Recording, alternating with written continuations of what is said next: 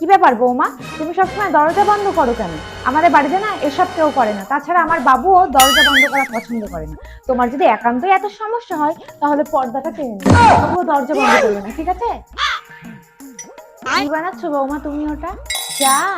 আমার বাবু अच्छा। চা খায় না, কফি খায়। এই যে আমি নিয়ে যাচ্ছি, তুমি ওটা বানাচ্ছো, তুমি খেয়ে।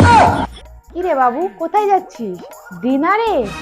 ও আচ্ছা, কই আমাকে বলিসনি তো।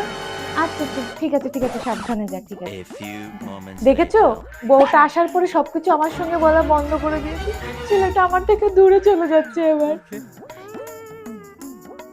কেমন হয়েছে আজকের রান্না? আজকে কিন্তু সব রান্না আমার বৌমা করেছে। অবশ্যই আমি পাশে ছিলাম, আমি বলে দিয়েছি, দেখিয়ে দিয়েছি কিভাবে কোনটা করতে হবে, না হলে জানে না তো। আর ওই জন্যই তো খাবারগুলো সব থেকে আজকে বেশি ভালো হয়েছে।